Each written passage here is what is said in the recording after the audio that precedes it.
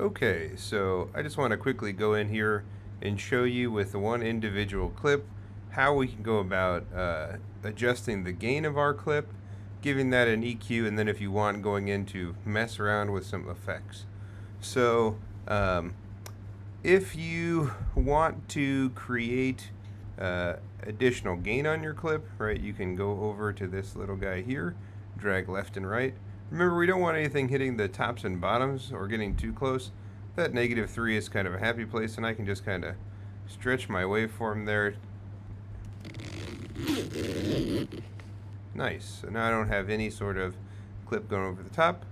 If I go into my effects and then go down to graphic equalizer, if I click this little loop button, it will just keep toggle looping. So if I play this, it will just keep looping. That's nice because if I keep the loop going, I can just keep adjusting these sliders till I sound good to me, and then when I'm done, I'll just apply them. So let me loop, and I'll just play with some sliders until I get to where I like it.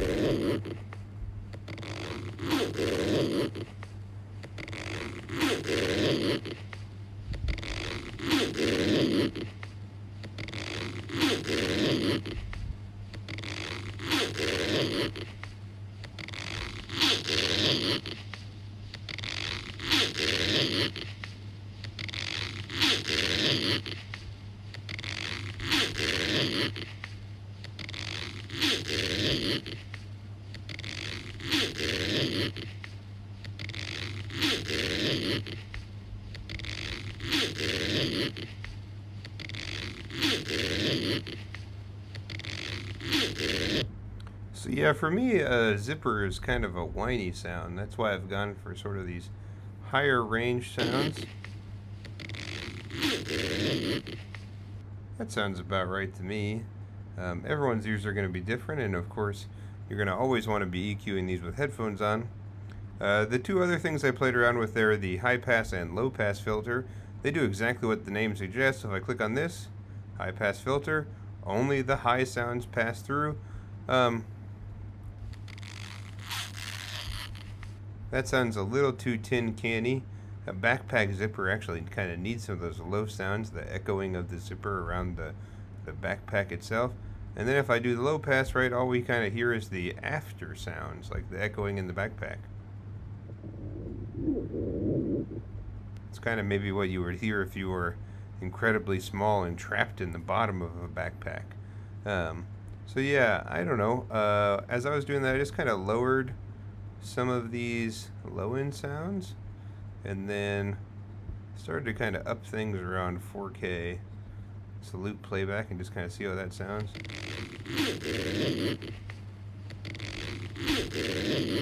Yeah, it sounds pretty good. Now, like I said in class, the things that you're pretty much not going to want to mess with, especially the one you're not going to mess with, don't mess with this over 16 hertz. I'm going to mess with it for a sec just to prove my point.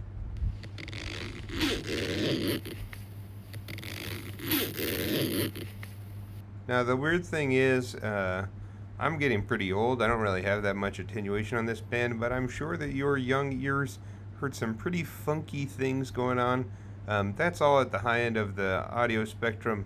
I tend to just leave that alone. That's kind of a place for people with extremely well attenuated ears, or some very sophisticated meters. We have neither over here at Cambrian Audio Studio, so I'm just going to leave that be and say apply. And now I have a pretty happily EQ'd zipper pull. And that's sort of the basics of EQing. I'm going to go ahead then and make a second video here showing you how to do some effects, just because as I dig into it, I think this is a good length of a video. I'll do a separate one then for effects.